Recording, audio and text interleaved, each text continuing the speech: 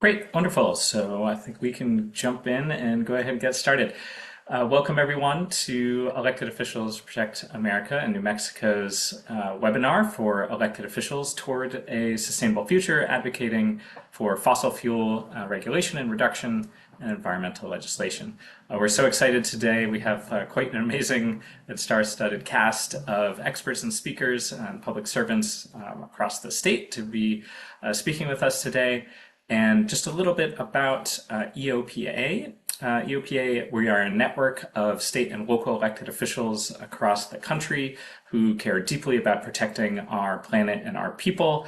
And in many ways, this webinar's topic is close to home. We got started in many ways from our work in defending from the expansion of fossil fuels in another new state, New York, where we were working to protect public health from the oil and gas drilling, particularly fracking, and helped put in a statewide stop to that practice, which inspired governments around the world to put bans or moratoria on fracking to protect public health.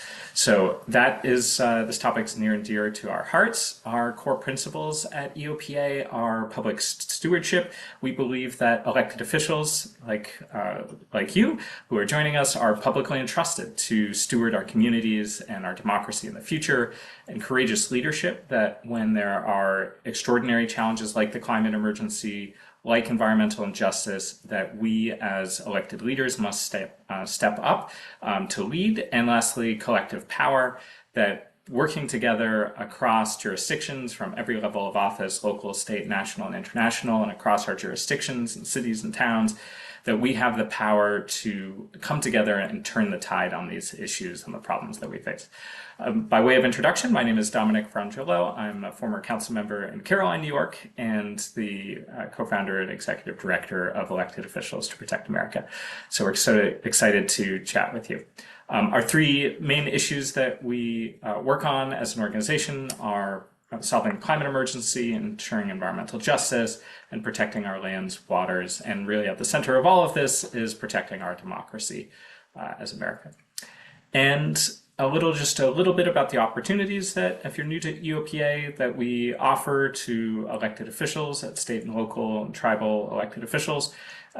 First is in the education side. We have a certificate and a master's degree in public leadership that we run through the University of San Francisco. And the certificate is, for example, focused on values-based communication, emotional intelligence and leadership, body language and negotiations, a lot of skill sets, empathy-based fundraising that are not necessarily taught in candidate trainings or in governance schools. So really, how can we effectively implement and lead policy forward in our jurisdictions? We also have a media and storytelling arm. We have a video production arm led by an award-winning journalist, Anna Day.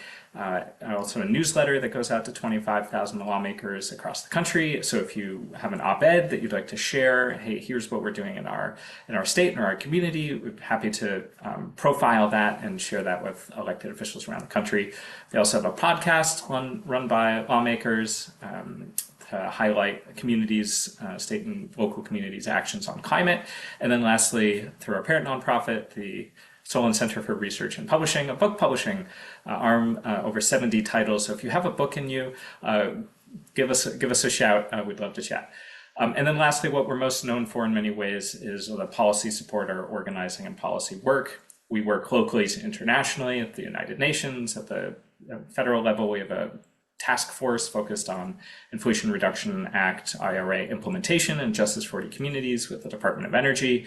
And in our states, working on clean energy, scaling up wind and solar, clean vehicle standards, and also phasing out fossil fuels, harmful fossil fuels, and protecting our constituents, our communities, and our climate from the number one source of emissions, which is fossil fuels. And that's why we're talking here today. So the purpose of our webinar today is to really focus in on New Mexico.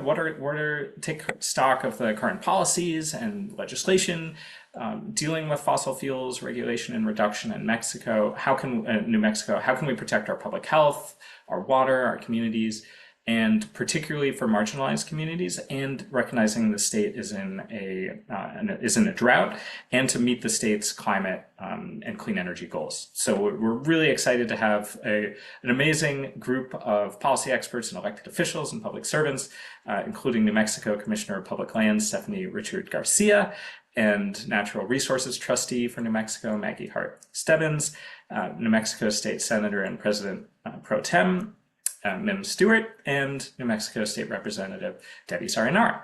So we'll hear from each speaker outlining what are some of the opportunities and challenges on this topic, and then we'll open up later for Q&A for questions. And if you have any questions at all, please put it in the chat or in the Q&A function, so we'll make sure to get to those at the end. So without further ado, would love to introduce our first speaker, Stephanie Richard Garcia, New Mexico Commissioner for Public Lands. Commissioner Garcia Richards previously served as a member of the State House of Representatives and represented the 43rd District. So over to you, Commissioner Richard Garcia. Thank you so much, Dominic. I just want to begin by saying, what a privilege it is to be participating in this very storied panel of my fellow female elected and appointed lawmakers, policymakers, really deep thinkers about these issues. I've had conversations with all three of my fellow panelists, and I have to say that I'm glad that you all are on the job, because I feel like you have a real commitment to ensuring that the future of New Mexico is one that we can, pass on to future generations with clean water, healthy air, and opportunity for those generations. So yeah, my name is Stephanie Garcia Richard. I am a state land commissioner. States have various ways that they do their land offices. Here in New Mexico, we have a single elected commissioner that serves for a total of 2 4-year terms. So I'm actually in my 6th year serving in this position. And Dominic, I was glad that you talked about the tenets of EOPA and providing stewardship to our natural resources.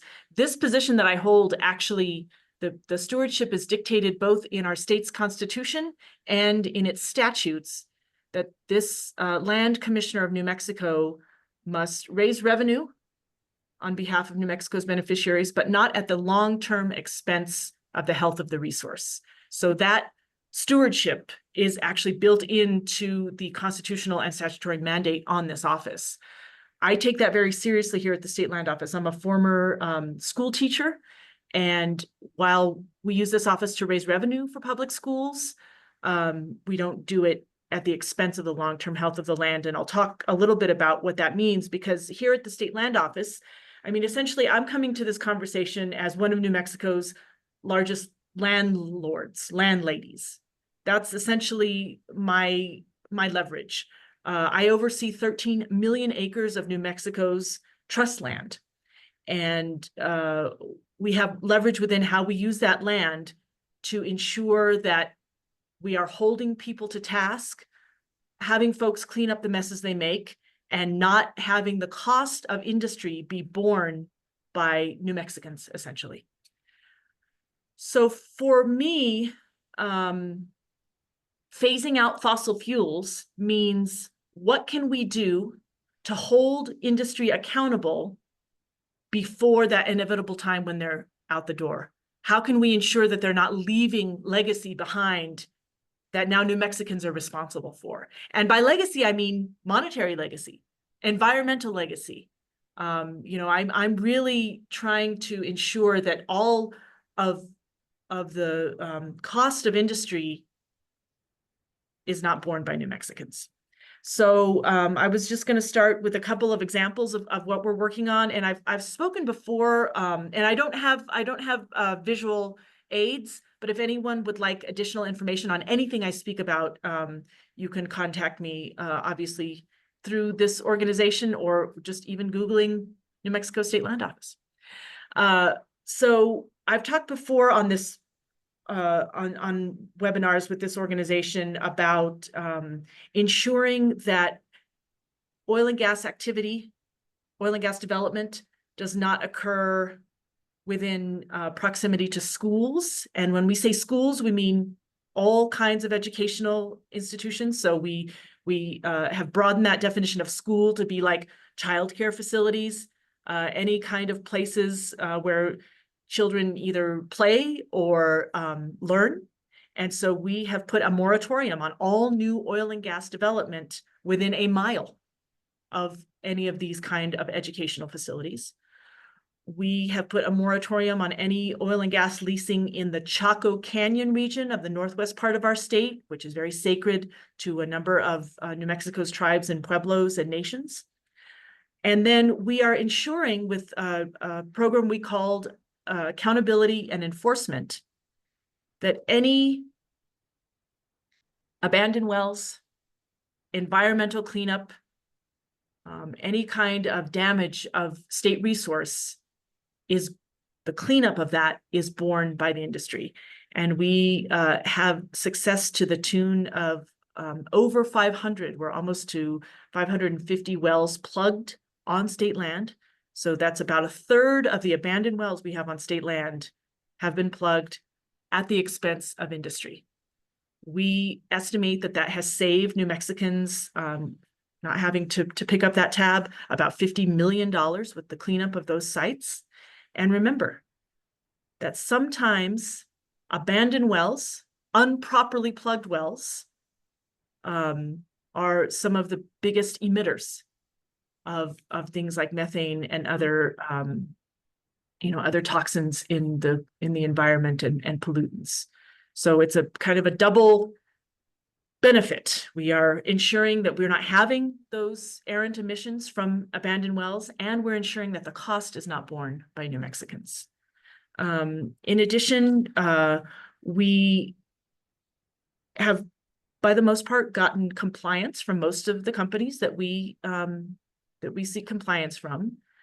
When we do not get compliance, though, we have taken legal action. We've taken legal action in about 24 cases, and by and large, we've had positive judgments out of those cases. The courts agree with the state land office's assessment that this is not our job. This is not our price to pay. This is not New Mexicans' price to pay to clean up after the industry. So we've had multi-million-dollar judgments in our favor to ensure that state land, again, a state resource, a public resource, is remediated, if not back to its original state, at least cleaned up to a level that is healthy for people and animals that live nearby. I just wanted to give one little caveat as well. In addition to ensuring that, as the industry is being phased out, we have proper financial assurance in place, we are diversifying the way we make money here at the Land Office. We are looking towards that inevitable day when New Mexico will no longer, produce fossil fuels in the way that it does now. And we use that money to fund our government. We use that money to fund important institutions like our public schools, our universities, some of our hospitals. And so how will we generate that revenue once the industry does phase out? And we are looking to things like ensuring we have robust renewable energy development on state land. New Mexico, in addition to having that the fossil fuel deposits, has incredible sunshine and wind potential.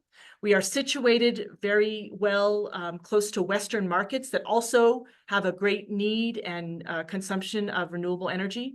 And so we are starting to develop renewable energy on state land in order to meet that revenue demand. A practice that is obviously much more environmentally clean, but we have the ability at the State Land Office to put any terms in those renewable energy leases that we think need to protect New Mexicans for the future. So we are already ensuring on the front end that when the renewable projects eventually get phased out, again, that New Mexicans are not left paying the price. So that is a little bit of what we've been working on. I'm happy to stick around for questions if there are any now or at the end of the program, and I'm very much looking forward to hearing from my fellow panelists. Thank you very much. Wonderful. Thank you so much, Commissioner Garcia Richard, for your leadership and for your comments too, talking about.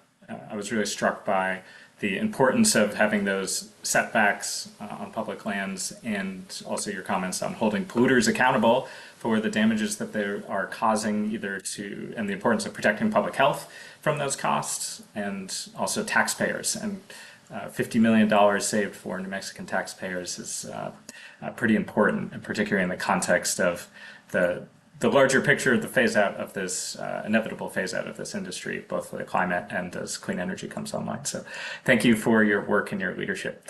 Wonderful. We'd love to move right along to our next speaker, and that's New Mexico Natural Resources Trustee Maggie Hart Stebbins. Trustee Hart Stebbins is responsible for leading state efforts to ensure contaminated, injured, and damaged natural resources are restored for the betterment and benefit of all New Mexicans. Over to you, Trustee Hart Stebbins. Thank you, Dominic. First, I want to say thank you. It's just wonderful to be included in this event today. And it really an honor to follow Commissioner Garcia Richards. I just want to highlight how you have been so thoughtful and creative in looking at your responsibilities, not just in terms of raising revenue, but also really thinking about protecting New Mexico's resources and public health. So thank you for that. It's an honor to follow you. My name is Maggie Hart Stebbins. I was formerly for 10 years Bernalillo County Commissioner until 2019, when Governor Lujan Grisham appointed me to be New Mexico's Natural Resources Trustee. And I really value this opportunity because I find that the role of Natural Resources Trustee is really little known and underutilized. But it's a very powerful role in protecting our natural resources. So I'm just going to talk a little bit about what our role is, and I'm actually going to use some visual aids. So hopefully I can figure out how to share my screen. All right, can everybody see this first slide? Yep. Okay. Yes. So we are the Office of the Natural Resources Trustee. Our mission is to seek compensation for polluters when they have released substances that injure our natural resources. And then when we recover compensation, we use that to restore natural resources to their pre-release condition. The process we follow is known as Natural Resource Damage Assessment and Restoration, or NARDART. I'll use that term today. And when I talk about natural resources, we're talking about groundwater, surface water, drinking water, soil, sediment, fish, wildlife habitat, aquatic habitat, and essentially the ecosystems in which wildlife and water, in which our wildlife live. Unfortunately, as you can see from the slide, New Mexico has lots of opportunity for addressing releases of contamination. On our next slide, our authority comes to us through both federal law and state law. So CERCLA, through CERCLA, the Oil Pollution Act and the Federal Clean Water Act, as well as the New Mexico Natural Resources Trustee Act. Natural Resources Trustees, like me, are actually designated in CERCLA and in the National Contingency Plan. Every state has a natural resources trustee.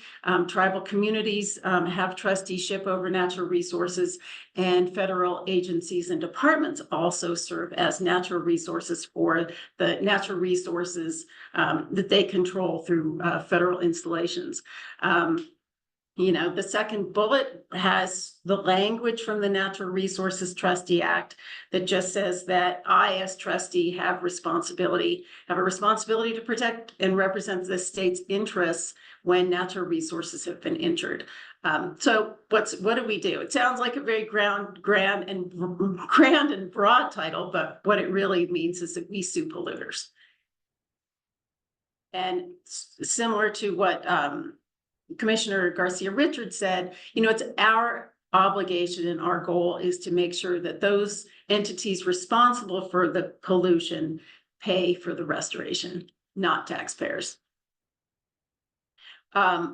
We have a very complementary relationship with the New Mexico Environment Department, but we have very separate and distinct roles. NMED is responsible for remediation, which is cleaning up, identifying, you know, the contamination, stopping the polluter from continuing the contamination, and then cleaning up to a health-based standard. We then get to require the responsible parties to restore the resource to pre-contamination condition. And sometimes when that's not possible, we seek compensation so that we can replace that resource, such as groundwater for the communities who depend on it. We follow this natural resource damage assessment and restoration process, which is laid out under federal law. You know, we quantify the injury, we determine what it's going to take to replace that injury, or replace that resource, or bring it back to pre-spill condition. And then we engage with the responsible parties to get them to provide compensation. Then we work with affected communities to come up with projects. What do communities think will best compensate them for their losses and best restore the natural resource? And then we do that. I just have a few slides that show you the complexity of some of the contaminated sites that we are dealing with here in New Mexico. Unfortunately, because of the extractive industries here and national defense installations, we're dealing with some pretty significant contaminated sites. Los Alamos National Laboratories, we will see compensation for all releases at that site going back to the Manhattan Project. And I hope this slide kind of conveys just the extent and complexity of the various releases there at that site. We work with our co-trustees. We have many co-trustees in our work. At Los Alamos, we are working with the 4 pueblos that are Indian pueblos that are that surround the Los Alamos National Laboratory site. And so we do a lot of information sharing in order to ultimately get to a result where the pueblos are compensated for their losses, not just the loss of the resource, but also for the loss of access to their cultural sites because of the Department of Energy operations there. I would guess that most of you are familiar with contamination of PFAS and PFOA around the country. That's been a very well-publicized issue. We have 6 sites in New Mexico where PFAS releases have been identified. Here are 2 of them, Cannon Air Force Base and Holloman Air Force Base. And, you know, here's just a list of the various PFAS, PFOA constituents that have been identified there. There was a significant release of PFAS into Holloman Lake, which is on a major migratory bird flyway. And, you know, on this slide, it shows that, you know, the tissue samples show contamination of wildlife and waterfowl that are among the highest anywhere in the world. You know, this red line shows that is what is considered a safe level with these various, mostly waterfowl. You can see well above. So waterfowl, that's a natural resource for which we are responsible as trustees. There has been a lot of uranium mining and milling in the state of New Mexico. And again, there's been significant groundwater contamination that, again, as trustee, we are obligated to seek compensation on behalf of the state and the communities affected by that. And I'm just going to go quickly through these slides, but it just demonstrates just how complex it is to try and tease out ownership, jurisdiction, federal jurisdiction over these various milling and mining sites.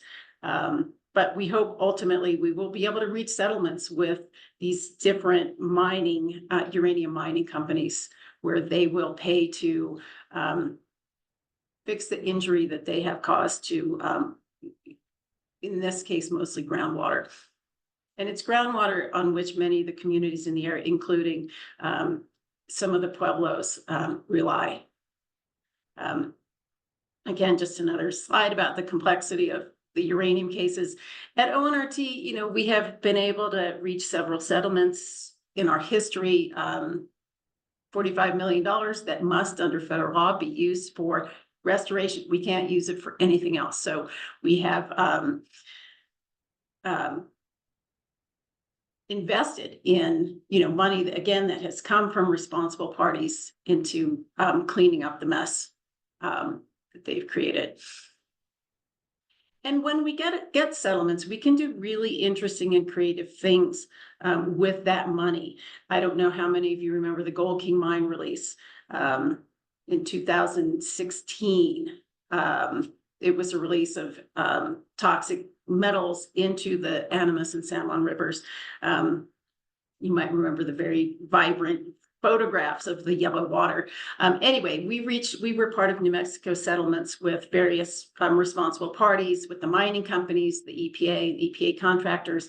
13 million of that money came to us, and we were able to use it for some natural resource restoration projects like protecting groundwater.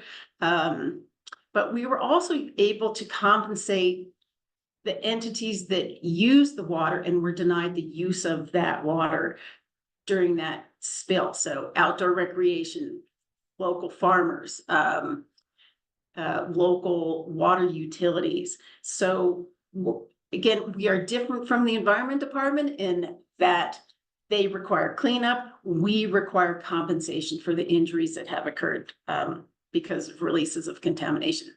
And you can see here, we work with many different entities, including some of our partners at the Navajo Nation. Now, you may have noticed that in my presentation, I have not mentioned petroleum products at all.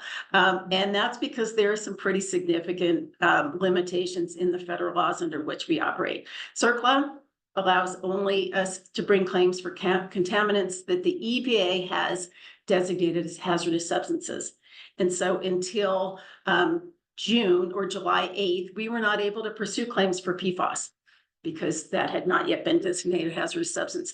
CERCLA has an exemption for petroleum releases. So we can't pursue natural resource claims for petroleum releases under CERCLA. And the Federal Oil Pollution Act applies only to releases into the waters of the United States. So these decisions at the national level about what's considered waters of the United States really constrains what the natural resources trustees can do in terms of spills. So we, for example, cannot pursue claims for releases of petroleum products into groundwater. That's what we do. Again, like Commissioner Garcia Richard, I'm happy to answer any questions. But again, really delighted to have this opportunity to just talk about what we do. So thank you. Wonderful. Thank you so much, Trustee Hart Stebbins, for your presentation. And I think you highlighted just how important it is to take a look at this issue from a very long-term perspective of, hey, some of these contaminants stay in the ground for decades or even hundreds or more years. So just how important it is to prevention and then holding polluters accountable. And I was floored to hear what you just raised, that due to the federal exemptions, you cannot pursue oil spills and into groundwater, which is a huge issue of concern as given the drought in the Southwest. So thank you for raising that issue. Looking forward to the questions. We'll move right along to our next speaker, State Senator Mimi Stewart, who's also President Pro Tem of the New Mexico State Senate, has served as a senator since 2015, formerly a state representative, and close to our hearts, a retired school teacher in the Albuquerque Public Schools. So over to you, President Pro Tem Mimi Stewart. So thank you so much. I'm also thrilled to be on this with Maggie and Stephanie and Debbie. We're all on a first name basis because we've known each other forever, served with Stephanie when she was in the House. Certainly had a lot to do with Maggie when she was the county commissioner. She's the one that actually got me into the Senate when there was an opening. So this is my 30th year in the legislature. I joke around with my colleagues that I just know way too much. I can't quit now. I just know everything, all the stories, everything, the background. So it's not unusual that when I became pro tem and I got this great chief of staff to work with me, we decided that we needed to do a climate study. We decided that 4 years ago.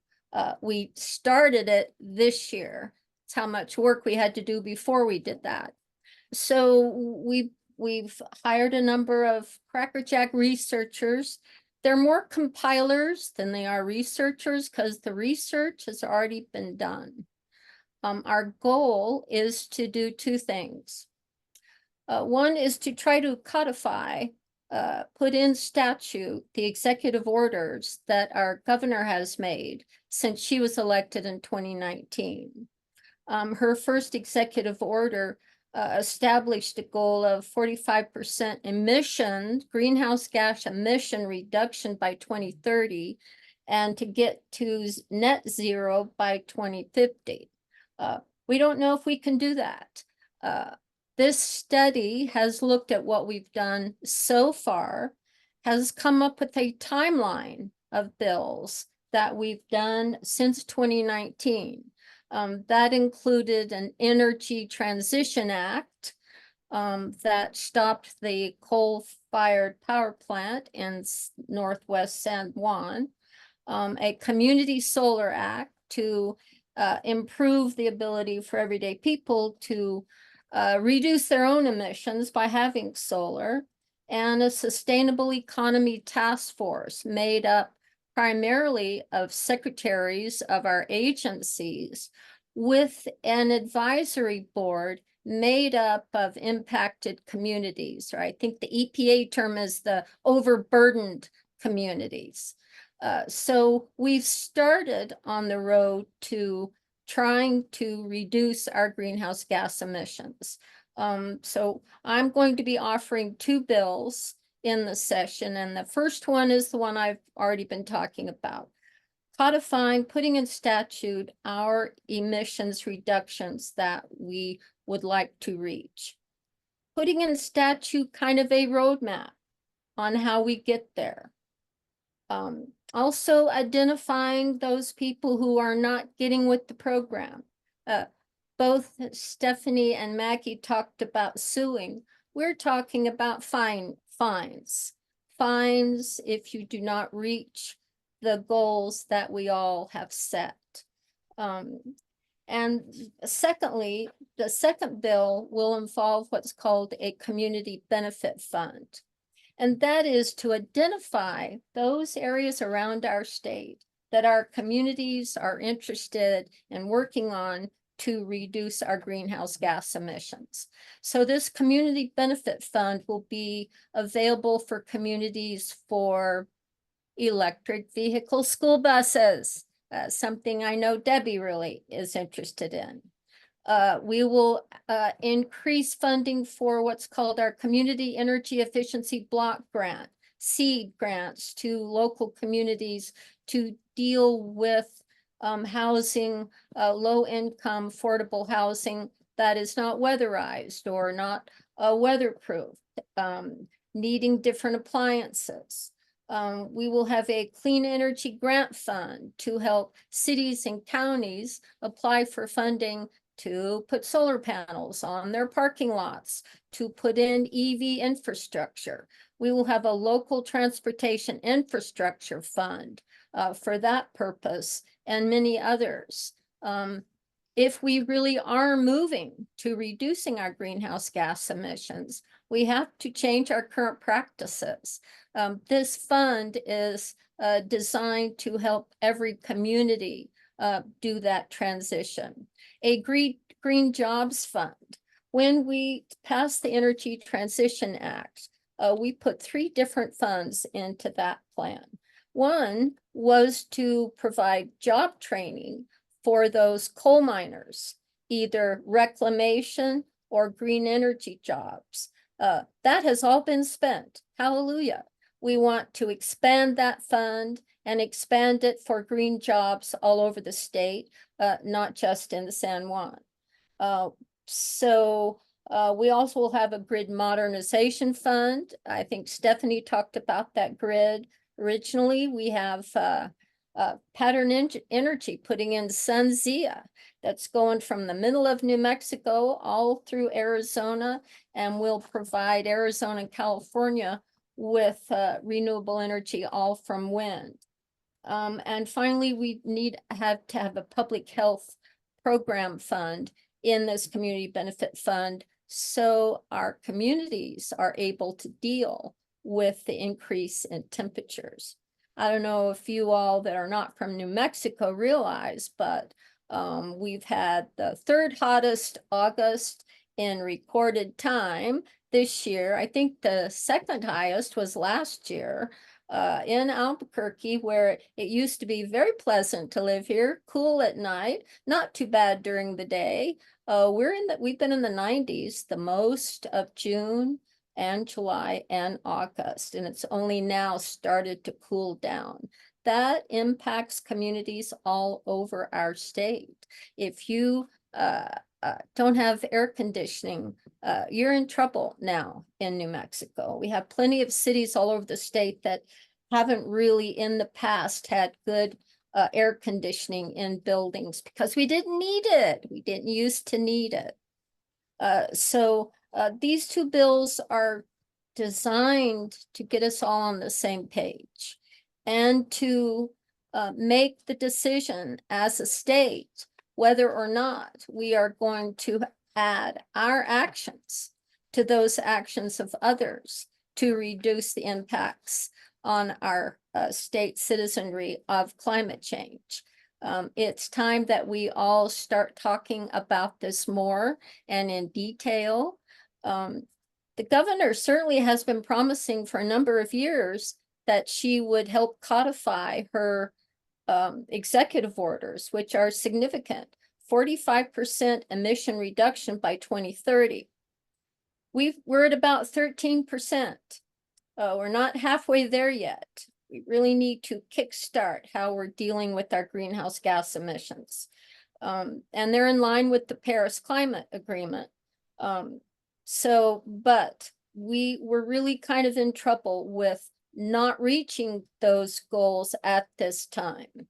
I believe that putting it in statute where there's a roadmap, there's a specific goal to meet, and there are fines on companies who don't meet those goals. That bill might be hard to pass, but I'm going to give it the best try I can. But the community benefit fund, I think, is something that our communities want, and that everybody I've talked to about it has said, yes. So we have it at a pretty high level at this point after talking to the appropriators. And we think that this will really help all of us in moving forward. So that was quick, but I'm happy to answer any questions when we get to that point. Thank you so much, Stewart, for sharing your perspective and your 30 years of experience with us as well. And I really underscored, you mentioned the state is at a decision point, and just underscoring how important policy is to choosing which path the state's going to move forward and codifying those reduction targets. And also, thank you for sharing on the community benefit fund. underscoring the retooling, the opportunity to retool workers, which is, this is a huge economic opportunity. How are we going to prepare our constituents, our workforce, so that they can take advantage as the industry phases out, the fossil fuel industry, and as clean energy phases up, scales up? There's so many opportunities. How can we make sure that the state is prepared? So thank you for sharing about those two bills that you've introduced and your leadership. Awesome. Our next and last speaker is no stranger to EOPA, State Representative for New Mexico, Debbie Sariñana, and our EOPA National Leadership Council co-chair. She's been a former educator and been helping lead the fight to phase out fossil fuels and impacts on the communities. So over to you, Debbie. Thank you, Dominic. And hello, everyone, and thank you for attending this webinar. I'm honored to be on the webinar with these amazing and hardworking women. And like Senator Stewart said, we have all worked together, and I'm grateful to call them my friends. So thank you for being here. I have two major environmental bills that I'm working on, plus the school bus bill. And I want to preface this by saying we are not trying to shut down the gas and oil industry. We are just trying to hold them accountable when it comes to following our state and federal laws. I want to set the stage on why I'm carrying these bills. I'm a little bit different, but I was in Carlsbad, and Carlsbad is in the Permian Basin. I was in Carlsbad in high school. Our softball team had made it to the state tournament, and it was in Carlsbad. And I remember we were in this old yellow school bus driving, and we got to Artesia. And when you get to Artesia, the first thing you smell is cows. And it was at that time it was different because I'm from Albuquerque. We don't smell much in the cow area. But as we moved, as we got closer to Carlsbad, it was green, and there was alfalfa and chili and pecan trees all growing, and it was just really beautiful. And Carlsbad was really beautiful. Just to let you know, we lost the state championship to Carlsbad 4-2, but that was okay. 4 years later, I ended up in Carlsbad again, doing my student teaching at Carlsbad High School. I was a math and science teacher. And for homecoming, we were working on the float one evening, and I ended up having to take some of the kids home, and they lived outside of Carlsbad. They had farms, and they were talking about their alfalfa and the chili they grew, and that was the reason they'd always fall asleep in my class. And I thought, okay, I believe you. But it was a small town. I was from Albuquerque. It's the smallest place I'd ever lived for 4 months. And it was beautiful, and it was peaceful, and the people were kind there. It was just a nice place. So now you're going to jump to 2017. I've just been elected. In 2018, I go to my first committee meetings down in Carlsbad and Hobbs. And I remember as I was going to Carlsbad, I get to Artesia, and there's great memories of those cows on our way to the softball tournament. And I don't smell those cows anymore. In Carlsbad and Hobbs, you smell this, you get this other smell that burns your nose and your throat. And all I see was flaring from these pump jacks. I didn't even know what they're called back then, but now I do. Pump jacks all over the place, especially going to Hobbs, but in Carlsbad also. And it's now there's not much green. It's brown, pretty desolate. And at this point, the gas and oil industry has taken over, right?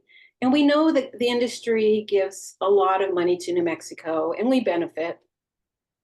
But in addition to that, polluting is rampant of our air, our land, and our water. And in the Carlsbad paper a couple of months ago, one of the headlines was 60% of the gas and oil wells in the Permian and San Juan Basin were polluting. And when you think about 60%, there's about 70,000 wells. 60% of that is 42,000 wells polluting.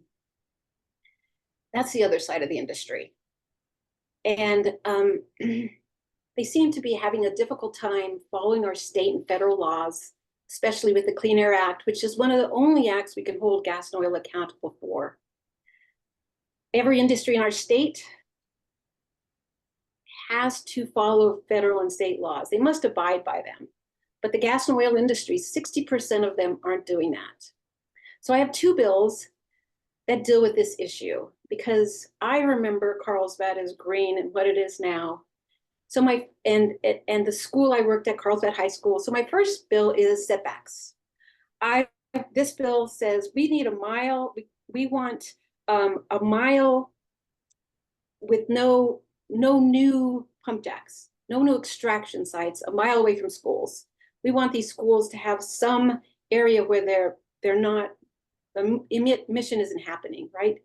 And we do this for the health and safety of our kids, because they shouldn't go to school and be exposed to these toxins, that these emissions that, like benzene, carcinogen, that are coming from these extraction sites. So setbacks a mile away from schools to keep our kids safe. And no new building within that mile of any new pump jacks in that area. There are about 840 pump jacks within a mile of schools right now, and we would just add more regulations. This bill would add more regulations, more monitoring, more inspections, more compliance, and it will add in more FTEs. And our biggest problem right now is we have FTEs for compliance and inspection, but we can't fill them. So hopefully we can look at contracting or use our universities to train people to do this and kind of hold them in New Mexico for a couple of years so that they don't just leave. There is a company I've been talking to or I've heard about that is actually looking at health data in the Permian Basin and in the San Juan Basin. So we will have facts from New Mexico company that shows the health effects of the gas and oil and extraction in the community. All right, my second bill is along the same lines. Since 60% of the industry is polluting and they're not following any of our guidelines or any laws, I'm proposing a new bill that says if you are found to be polluting, then you will be fined, and the extraction process will be paused or stopped until the pollution is cleaned up and they are no longer polluting. And this bill is still in progress. We're still working on it, still being drafted. But it's time we hold the gas and oil industry accountable for what they're doing, because they know what they're doing. They know we have laws, but they're not abiding by them. So we're going to just help them. This bill is to focus on the wells that are polluting. We have the right and duty as lawmakers, per the Constitution, to hold this industry accountable for polluting our land, our water, and our air.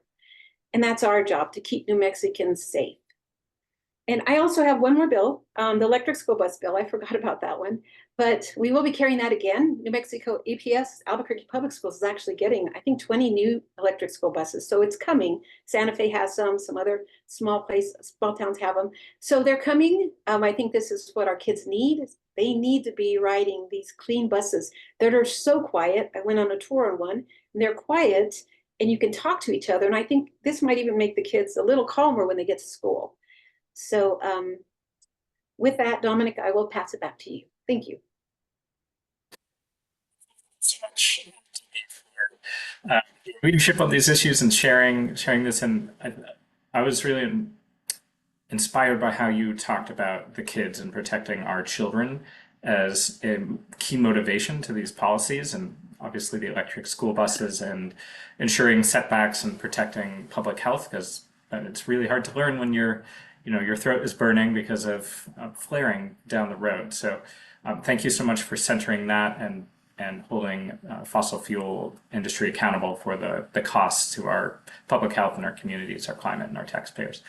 So wonderful. So we have a bunch of questions that have come in. Some of we've already partially answered in the Q&A. So I want to give all of our speakers, first of all, thank you to all of our speakers, to a chance to weigh in on those questions as well. So we'll jump right into Q&A, with the first being the obvious elephant in the room. What has been the oil and gas industry's response to some of these new regulations and bans and policies coming down the pike in New Mexico? Let me start. Go for it. I'll start off. Certainly, the industry worked with us on the methane rule. Many of the industries talk about wanting to be greener, wanting to be a better steward. But I think the percentages that Debbie talked about is very telling. So we have 40% of the industry that at this point in time is trying to follow the new methane rule and other rules. but that leaves the majority of them not. So the industry does not want any setbacks. They're just terrified of setbacks. I don't quite understand their attitude about that. I just don't understand it. But they just don't want any setbacks at all. And they certainly will try to kill my climate bill, where we're trying to put in statute the greenhouse gas emission definitions, make sure that the Environmental Improvement Board and the Water Quality Control Commission can look at those emissions and try to hold people accountable for those emission reduction targets that we have for the state. So it's complicated. Some of them are better players than others, but overall, they don't want any more regulations and they don't want the ones we have.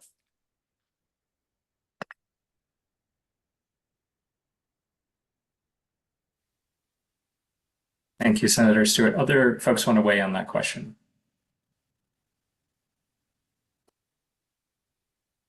I think All right. Senator I'm happy to weigh in there.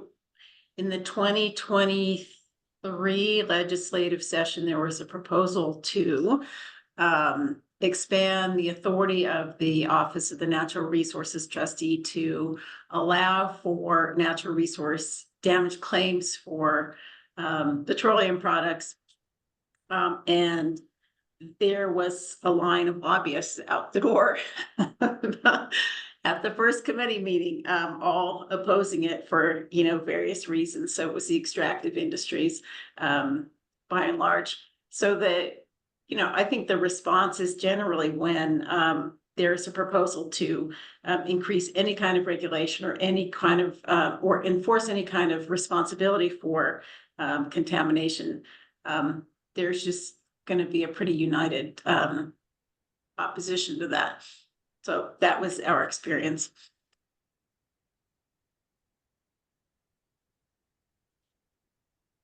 Wonderful. And did someone else want to jump in on that as well? We can move to the next one. Great. The next question was going in line with this question, which is fines against polluters have generally been viewed as a cost of doing business. Currently, the criminal code doesn't protect citizens from health from polluters. Is there a way to amend the criminal code to do this? And the suggestion was, for example, beyond fines to jail time. What are the other policy tools if fines are not being effective for holding polluters accountable?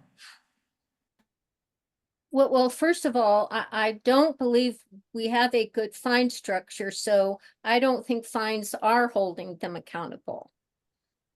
So I still think it's something that we haven't done well enough, and that could be a way to hold them accountable. We don't have any consequences right now on not trying to reach these greenhouse gas emissions standards reductions.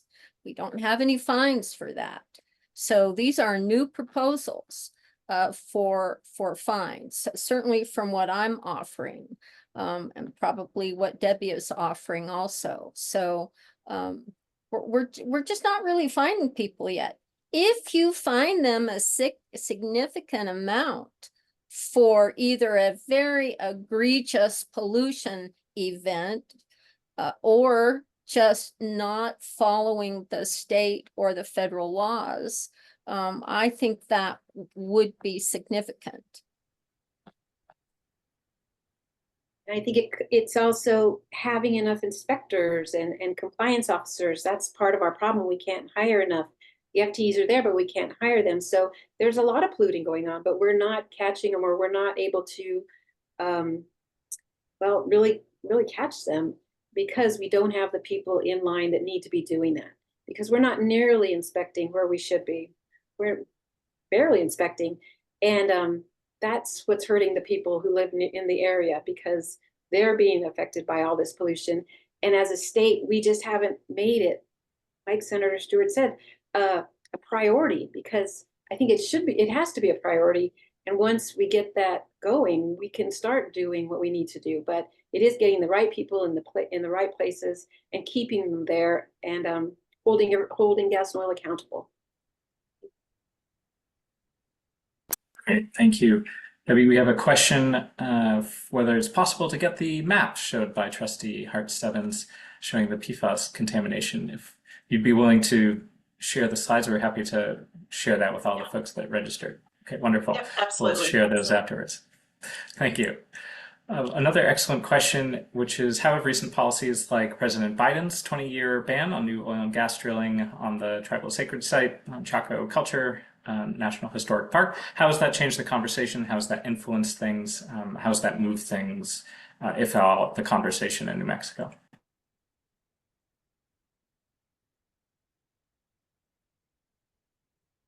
Well, we're not really jumping in. I don't think it's made that big of a difference in the conversation. There's complaining, people complain about it. The industry complains about it, but it's one of those political things. We're in a hyper-political climate now with the elections. You know, that conversation has been muted at best. We're just not talking on those terms.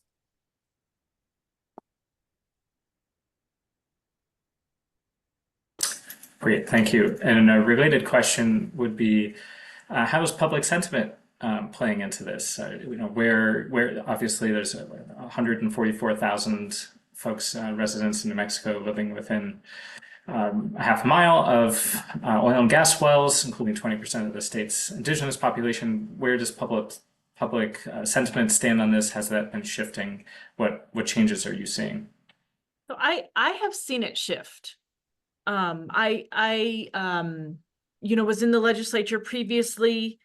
It was almost, you know, they have that saying, coal is God in West Virginia and parts of the country where, you know, that is the biggest industry. It used to be here that oil was God. And you kind of couldn't really touch it. You couldn't try to regulate it. You couldn't speak out against it. You couldn't, you know, have any kind of conversations. I feel like that definitely has been changing. And I really want to credit public sentiment. I think that New Mexicans are savvy when we talk about, hey, we're going to bear the cost of these billions of dollars of cleanup if the industry doesn't bear it. I mean, it's got to be someone, right? And I think New Mexicans key into that. You know, the industry, phasing out the industry is complex because it is going to impact pocketbooks, you know, people's livelihoods. And so, you know, I think some of the things, especially that President Pro Tem Stewart mentioned along, you know, ensuring that we have proper resources to address these folks who have enjoyed a good living. I mean, it maybe has not been a safe and healthy living, but it's been a good monetary living. Ensuring that they are taken care of, I think is important. But like, you'll see these groups, and they are really grassroots groups sprout up. There's one that's incredibly active that is actually formed from folks who live in the Carlsbad area that Representative Sariñana was talking about. There's a bunch of Native groups, DNA Cares, the Pueblo Alliance, a lot of groups working specifically on the fossil fuel issue. And we are in pretty close communication with them here at the land office, but you'll see them start to form and then become very successful and, you know, start to have a voice in these conversations. So, you know, I really think that public sentiment from the time that I started in politics to now has shifted on this issue. And I Wonderful. agree. Oh, go for it, please. I'm just saying, I agree totally. I believe that the public is way ahead of us politicians. A number of years ago, when I would go to meetings or town halls or bigger meetings, there'd be the young people in the back and they would just start yelling at us. You know, what are you doing about climate? They're now organized. and like Stephanie said, there's all kinds of groups all over the state. But I believe the public is just ahead of politicians with what they want us to do, and what they care about. And just that description that Debbie had of Carlsbad 40 years ago and today, it's just not good. And the public sees that, and they're organizing against us. And they should. Well, that is a great place. There's one more question which I'm burning to ask. I know we're at time, but want to give the opportunity if folks want to answer it, which is to your point of what you just talked about. How are communities preparing for that shift to renewable energy, and what are folks in the oil and gas sector and in local communities doing to make this transition to clean energy, and what more can the state do to help facilitate that? That's too big of a question. I have my own answer from my own little corner of the world, but Take it away. okay. So this is kind of what I was referencing when I was answering that question just in the chat. There are actually industries where the skills from the oil fields overlap into industries that we want to encourage. So one of those actually is ironically, of all things, geothermal development, very similar technologies. Another one of those is just the industry that exists around the plugging of this infrastructure. So there are multi-million-dollar grants coming from the federal government that our Oil Conservation Division is taking advantage of right now. There is an industry that could be built around the plugging of these wells. Now, once the wells are plugged, that's not kind of a long-term solution, but just those are two examples where the skill set matches very nicely to industries we want to encourage. I'll say one more thing, and just from my time in the legislature, we have a very robust community college system here in New Mexico that is able to stand up training programs quite quickly and nimbly. So I kind of look to them to help us with the training portion of getting oil field workers back to work. And there will be a significant part of the community benefit fund where people can tap into that to do exactly that. We're trying, we're doing everything. We're just going to throw everything at this problem from here on out. And the public is organizing. There's a Gin Green. There are so many groups, we can't name them all. There are so many. Well, on that wonderful note of optimism and can-do attitude moving forward, I want to thank each and one of you, every one of you, our speakers, for your inspiring and insightful comments today, and for your leadership on these issues, and to all of our participants on the webinar and everyone who took part, and for your questions and engagement. And we look forward to following up with you with sharing the slides, as well as some more resources on the issue and how you can get involved. So with that, I would love to thank everyone and officially close the webinar for today, and looking forward to continuing the conversation moving forward.